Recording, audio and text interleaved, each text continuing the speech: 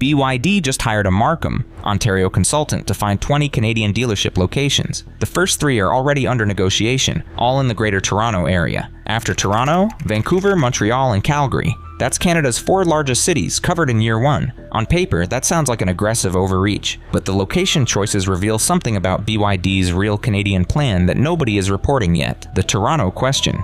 BYD's first 3 confirmed dealership discussions are all in the Greater Toronto area. Not Vancouver, not Montreal, not BC or Quebec, the 2 provinces that led Canada in EV adoption throughout 2024 and 2025. Toronto. On the surface, that seems backwards. Quebec and British Columbia have the highest EV adoption rates in the country. Montreal and Vancouver are where EV buyers already exist in volume. The political climate in Ontario, under Premier Doug Ford, has been openly hostile to Chinese EVs specifically. Ford called them spy vehicles and demanded a boycott. So why Toronto first? The answer comes down to 2 numbers. The Greater Toronto Area contains approximately 20% of Canada's entire population, and in a market capped at 49,000 total units, BYD isn't optimizing for EV conversion rates. They're optimizing for brand visibility at scale. Here's the strategic logic. When you have limited inventory, and BYD will have limited inventory in year 1, you don't put your flagship stores where the converted buyers already are. You put them where the most people will walk past, read about, and argue about your brand. Toronto gives BYD a media market that reaches 1/3 of English Canada. Every protest outside a BYD dealership in Toronto generates national coverage. Every test drive sold out in the GTA becomes a national story. Compare that to Vancouver. Yes, Vancouver buyers are more EV ready, but a sold-out dealership in Vancouver stays a Vancouver story. This is brand building, not sales optimization. And BYD's Vice President Stella Lee confirmed the longer play explicitly when she told Bloomberg this month that BYD is considering building its own manufacturing facility in Canada and is open to acquiring a struggling legacy automaker to accelerate that process. You don't plan a Canadian factory to serve a 49,000 unit import quota. You plan a Canadian factory to manufacture for the North American market long term. The Toronto dealerships are the flag you plant before you build the base. But the flag comes with a serious complication, and it involves a rebate program that your dealer won't mention when you walk in the door. The rebate gap that changes every price conversation. Here is the single most important financial fact for any Canadian considering a BYD purchase, and it is almost entirely absent from the coverage of this story. Canada's federal EVAP rebate program, the replacement for the IZEV program that was suspended and then restructured, restricts eligibility to vehicles manufactured in Canada or in countries with existing free trade agreements with Canada. China does not have a free trade agreement with Canada, which means BYD vehicles do not qualify for federal purchase rebates. Let's run the actual math on what that means for a Canadian buyer. The BYD Atto 3, one of the models most likely to enter the Canadian market first, is expected to arrive at approximately $43,000 to $48,000 Canadian dollars. A comparably equipped Hyundai Kona Electric, built in a country with Canadian free trade access, qualifies for up to $5,000 in federal rebates. In Quebec, provincial rebates add another $4,000. In British Columbia, the Scrap It program provides additional incentives. A fully incentivized Kona EV in Quebec costs a Canadian buyer closer to $34,000 out of pocket. The BYD costs $43,000 and qualifies for nothing federally. Now, BYD will almost certainly price aggressively to compensate. The global pricing on the Atto 3 gives them room to enter Canada below 40,000 Canadian dollars and still maintain margin. But the rebate gap is structural, not temporary. It stays in place until Canada either extends free trade to China, politically unthinkable right now, or until BYD manufactures vehicles in Canada. Which brings us back to Stella Lee's factory comment. This is not coincidental. BYD understands that the rebate exclusion is a ceiling on their Canadian volume at current pricing. The factory announcement is the long-term solution to that ceiling. For Canadian buyers evaluating a 2026 BYD purchase, the honest calculation is this. You are buying a potentially superior vehicle at a price that is competitive before incentives and significantly less competitive after incentives compared to FTA-built alternatives. That is a real consideration, and any dealer who doesn't walk you through it in the first 5 minutes of a conversation is not serving your interests. The rebate gap is entry 2 in BYD's strategic problem list. Entry 3 is the one that automotive analysts are most focused on, and it is the constraint that determines whether 20 dealerships survive their first year, the inventory problem, and what BYD can learn from Target Canada. Fareed Ahmad, the Dealer Solutions CEO managing BYD's location search, told the Globe and Mail something important that got buried in the coverage. The 49,000 unit cap, he said, is not enough to sustain many dealerships. Let's put real numbers to that statement. A typical Canadian automotive dealership needs to move between 400 and 600 new units per year to cover operating costs, rent, staff, training, parts inventory, service infrastructure, and generate a viable margin for the owner. Some high-volume urban dealers can operate on lower per-unit numbers with strong service revenue. But 400 units per year is a reasonable floor for a standalone branded dealership in a major Canadian city. If BYD opens 20 dealerships and the total 2026 quota is 49,000 units split across BYD, Chery, Geely, and any other Chinese brands entering simultaneously, BYD's realistic allocation might represent 15,000 to 20,000 vehicles in year one. Distributed across 20 dealers, that is 750 to 1,000 units per location, actually viable if the allocation is concentrated in urban markets and if consumer demand meets expectations. But here's the risk.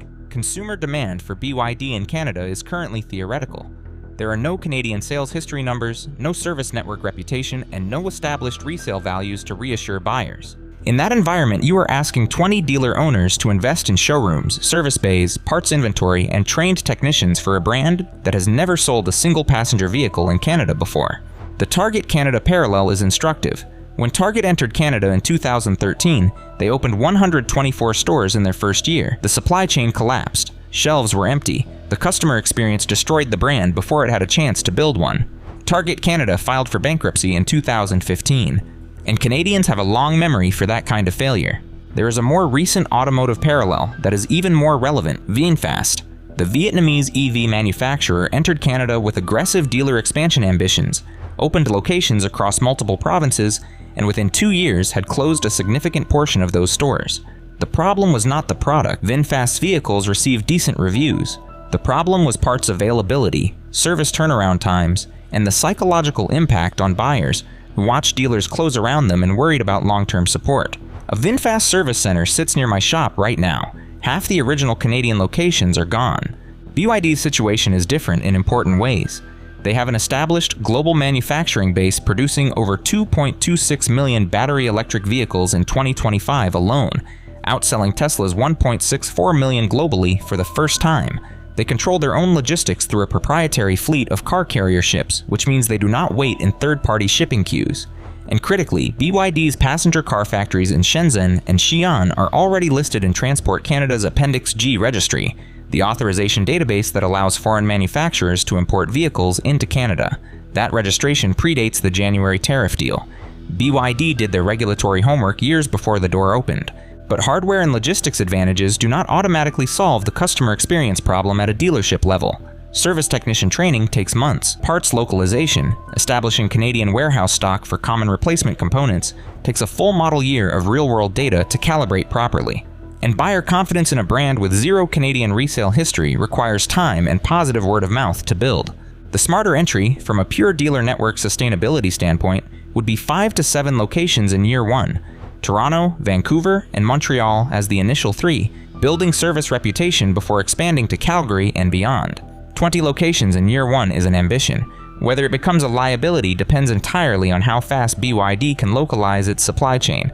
That supply chain question leads directly to the most underreported piece of this story.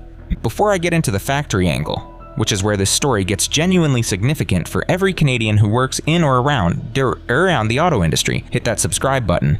Next week, I'm covering which Chinese brands have the financial stability to survive long-term Canadian operations, and which ones are likely to follow the VinFast path. You need that video before you make any purchase decision. Now, entry 4, what Stella Lee actually said, and why it changes the entire conversation. This month, BYD Executive Vice President Stella Lee gave an interview to Bloomberg that received relatively little coverage in Canadian automotive media. The headlines focused on the dealership numbers. The important part was buried in paragraph 4. Lee confirmed that BYD is actively evaluating 2 options for Canadian manufacturing. Option 1, build a brand new, wholly owned BYD factory in Canada. Option 2, acquire a struggling legacy automaker and repurpose their existing Canadian manufacturing infrastructure. On the joint venture model that Ottawa has been quietly encouraging, pairing BYD with a Canadian manufacturer in a shared facility, Lee was direct. "I don't think a JV will work," she told Bloomberg. "BYD wants to own what it builds, fully. Now consider what that means in the context of the rebate problem we discussed in Entry 2. A Canadian-manufactured BYD vehicle would qualify for federal EVAP rebates. It would qualify for provincial programs in BC and Quebec.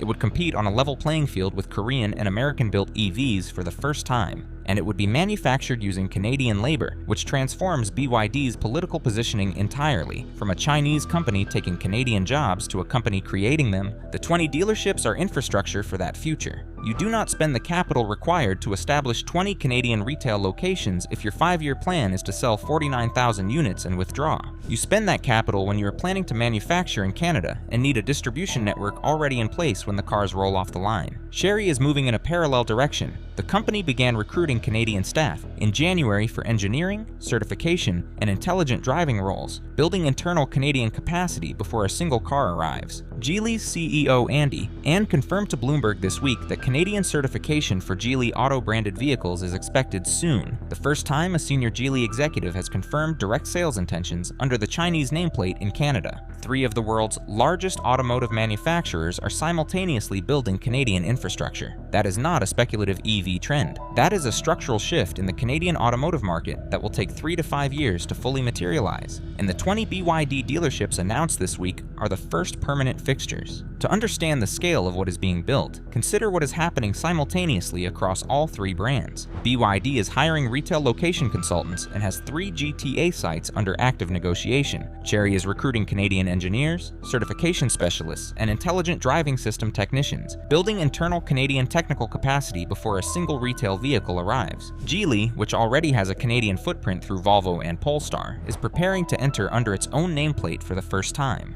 When Geely CEO Andy confirmed Canadian certification was expected soon, he was describing a brand entry that bypasses the cold start problem that BYD and Chery face. Geely's service infrastructure through Volvo Canada is already operational. For Canadian dealer groups watching this unfold, the competitive implication is significant. Jason Zhao, Director of Asian Market Development at advisory firm DSMA, told Automotive News earlier this month that roughly half of Canada's large dealership groups are actively pursuing franchise agreements with Chinese manufacturers, not waiting, not evaluating, actively pursuing. The other half are taking a cautious approach. The dealers who move first get preferred market positioning. The dealers who wait are betting that Chinese brands underperform. That is a bet an increasing number of Canadian dealer principals are no longer willing to make. For Canadians who work in the automotive sector, dealers, mechanics, parts suppliers, finance managers, that timeline matters. The question is not whether Chinese brands will have a permanent Canadian presence. That decision has already been made. The question is what the transition looks like for the existing dealer network, the insurance variable that could quietly undermine everything. One detail from the Globe and Mail coverage of BYD's Canadian entry has received almost no attention in the automotive media, but it is directly relevant to every Canadian consumer evaluating these vehicles. Multiple sources cited in the reporting noted that insurance costs for incoming Chinese EVs may be higher than equivalent North American or European brands, and that this premium could materially offset the purchase price advantage that makes Chinese EVs attractive in the first place. This is not a hypothetical risk. We have direct evidence from the gray market Chinese EV experience in Canada that preceded the tariff changes. Canadian insurance brokers who handled gray market BYD and Zeekr imports in 2023 and 2024 reported that several carriers either declined to write comprehensive policies or required significantly elevated premiums. The reason was straightforward. Actuarial tables for Chinese EV repair costs, parts availability timelines, and collision damage assessment did not exist in Canadian insurance databases. When data is absent, insurers price for worst-case assumptions. BYD's official Canadian entry resolves some of those concerns. A legitimate dealer network means a parts supply chain.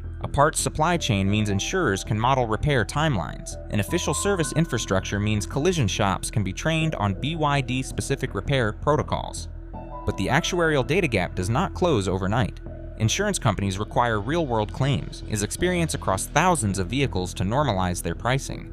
In year 1 of BYD's Canadian operations, premium rates for BYD vehicles may still carry a novelty surcharge that adds several hundred to several thousand Canadian dollars annually to the cost of ownership. For a vehicle already excluded from federal rebates, that insurance premium differential is the second cost disadvantage a Canadian buyer must consciously accept. On a 5-year ownership calculation, purchase price minus missed rebates plus elevated insurance, the BYD value proposition in 2026 is real but narrower than the sticker price comparison suggests. By 2028 to 2029, as Canadian claims data accumulates and service infrastructure matures, that gap closes significantly.